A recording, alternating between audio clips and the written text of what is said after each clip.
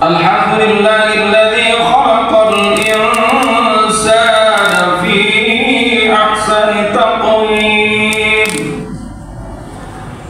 wa faddalahu ala katsirin mimman khalaqa bil in'ami wat takrim fa in istaqama ala ta'atillahi istamara lahu hadha at-taqdir fi jannatin na'im wa illa rudda fil hawani wal 'adzabil alim wa ashhadu an la ilaha illallah wahdahu la sharika lahu wa huwal khallaqul 'alim wa ashhadu anna sayyidana wa nabiyyana Muhammadan 'abduhu wa rasuluhu shahida lahu rabbuhu biqawlihi wa innaka la'ala khuluqin 'azim sallallahu alaihi wa ala alihi wa ashabihi alladhina saru ala nahjil qawim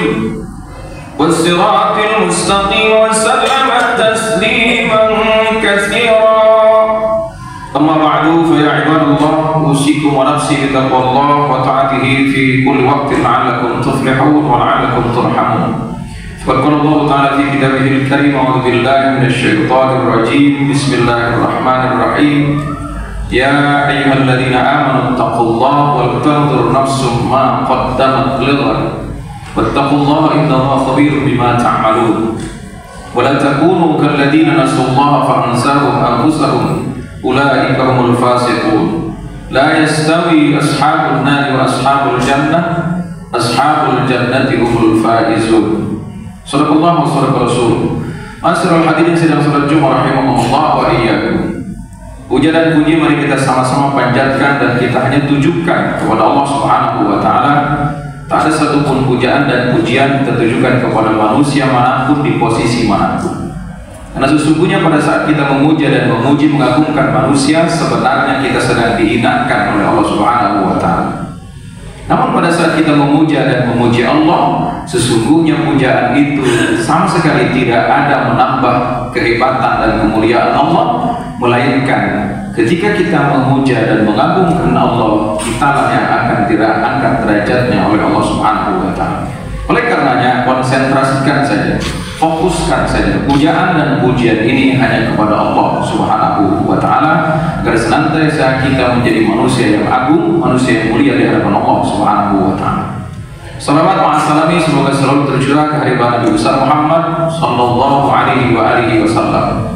Lewat mimbar yang mulia ini al-hakir al-fakir ila rahmati rabbi berwasiat khusus untuk dirinya dan ma'asyiral hadirin, mari kita bersama-sama selalu meningkatkan kadar keimanan dan ketakwaan kita, karena hanya itu saja kelak yang bisa kita banggakan di hadapan Allah. Bukan harta, bukan jabatan, bukan keturunan, bukan kesuksesan dunia. Bila semuanya tidak ada yang lillah, maka seluruhnya tidak ada yang bermanfaat di hadapan Allah kelak di yaumil akhir. Ma'asyiral hadirin sedang salat Jumat rahimahumullah wa iyyakum. Beberapa hari lagi ke depan kita akan memilih pemimpin. Oleh karenanya tema kita hari ini adalah 4 kriteria calon pemimpin yang harus kita pilih menurut Imam Syafi'i. Beliau mengatakan dan belum memberikan arahan agar senantiasa hidup kita ke depan yang hari ini baik akan lebih baik, dan yang hari ini tidak baik maka insya Allah berubah menjadi baik.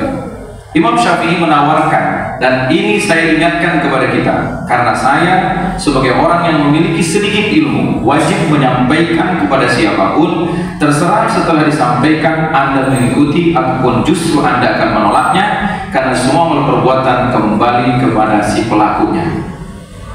Ma'asyiral hadirin sedang salat Jumat rahimahullah wa iyyakum. Kata Imam Syafi'i, la yakmulu rajulu illa bi arba'in. Tidak akan sempurna seorang pemimpin. Rajul itu kenapa? Pemimpin dimaknai diberikan kalimat ar-rajul. Karena ar-rajul itu sesungguhnya di dalam bahasa ada kalimat muzakkar. Jadi kalimat muzakkar itu yang paling dominan, sehingga kepemimpinan itu digambarkan seperti laki-laki. Maka kata Imam Syafi'i, seorang pemimpin tidak mungkin sempurna kepemimpinannya kecuali dengan 4. Yang pertama, bid diyana. Bukan bid din, tapi bid diyana. Kenapa? Karena din dengan adiyanah pengertiannya berbeda. Kalau bidin itu dengan agama, tapi kalau bidiyanah dengan mengamalkan agama. Karena hari ini banyak calon pemimpin yang hanya menjual agama, mengatasnamakan agama karena ingin dipilih. Tapi yang baik adalah lihat calon pemimpin itu mengamalkan agama atau tidak. Karena sesungguhnya agama ini menjadi pegangan pertama bagi kita, sehingga Allah Subhanahu wa taala menitipkan kepada Nabi Allah Ibrahim. Dan Nabi Allah Ibrahim di surah Al-Baqarah ayat 132 berwasiat kepada anak dan keturunannya. Wa wassa biha Ibrahim banihi wa Yaqub ya baniya innallaha astafa lakumud-dina fala tamutunna illa wa antum muslimun. Di sisi lain Rasulullah sallallahu alaihi wasallam juga memberitakan kepada kita, innallaha ikhtara lakumud-dina fa'akrimu bi husnil khuluq was-sakhah fa innahu la yaqulu illa bihima. Sesungguhnya kalian telah dipilihkan agama oleh Allah, dan agama ini tidak mungkin sempurna kecuali dengan dua, yaitu dengan akhlak yang baik. Yakinlah ketika orang yang mengamalkan agama, maka dia akan memiliki akhlak yang mulia. Karena di dalam konsep agama kita, agama Islam adalah satu-satunya agama yang memiliki ciri khas, yaitu tentang rasa malu di hadapan Allah Subhanahu wa taala. Masyaallah hadirin sidang salat Jumat rahimakumullah wa iyyakum. Bidiyanah adalah satu hal yang harus dilaksanakan oleh seluruh umat sebetulnya. Hanya saja yang menjadi pemimpin itu akan menjadi contoh. Lalu ketika orang ini tidak pernah mengamalkan agamanya, berseberangan bahkan dengan ajaran agamanya, maka orang tersebut tidak bisa dinasihati. Dan sesungguhnya agama dalam Sahih Bukhari Muslim, Rasulullah SAW mengatakan ad-din an-nasihah. Agama adalah nasihat. Bila pemimpin yang mengamalkan agama, mudah sekali diingatkan. Yang kedua, cari pemimpin yang memiliki sifat al-amanah. Amanah apa?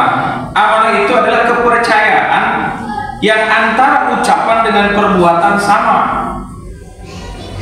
Dulu Rasulullah SAW mendapatkan gelar dari Amr bin Hisham yang terkenal dengan nama Abu Jahal. Rasul di masa muda mendapatkan gelar Muhammad Al-Amin. Al-Amin itu adalah sifat, dan tersebut di dalam bahasa Al-Amin itu adalah isim fa'il yang artinya memiliki sifat jujur dan bisa dipercaya. Maka carilah pemimpin yang sama ucapan dan perbuatannya, karena di balik itu semua akan ada ucapan dan perbuatannya berbeda. Maka namanya bukan al-amin atau bukan amanah, melainkan munafik. Ketika Anda memilih seorang yang munafik, maka kelak Anda akan dikumpulkan dengan orang yang dipilihnya. Bukan hanya sekedar berpihak, bukan hanya sekedar mendapatkan manfaat secara lahiriah. Memilih pemimpin adalah tanggung jawab kita kelak di hadapan Allah Subhanahu wa taala. Ketika orang yang dipilih melakukan kebaikan, maka Anda sudah membantu dia untuk melakukan kebaikan, sehingga Anda pun mendapatkan pahala. Begitu pula sebaliknya, ketika Anda memilih pemimpin lalu ia zalim, maka Anda pun akan mendapatkan dosa karena Anda memilihnya. Yang ketiga, sifat yang harus kita lihat dari calon seorang pemimpin adalah ar-rozanah. Apa itu ar-rozanah?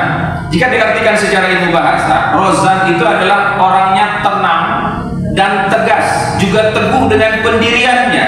Kalaupun keputusannya mengancam jiwanya, maka dia akan putuskan. Tenang, ar-rozan dalam menghadapi persoalan, dicaci maki, dibuli, dihujat, dia tidak akan pernah melawannya dengan bahasa, tapi dibuktikan dengan pekerjaan yang seluruhnya bisa membahagiakan rakyatnya.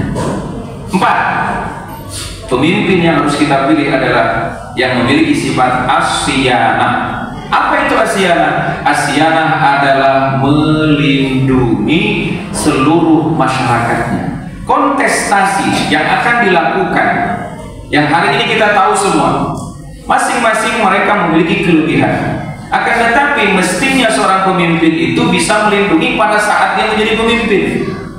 Jadi tidak ada lagi Kalau pemimpin memiliki sifat kasihan, dia tidak akan pernah membeda-bedakan mana yang memilihnya ataupun yang tidak memilihnya.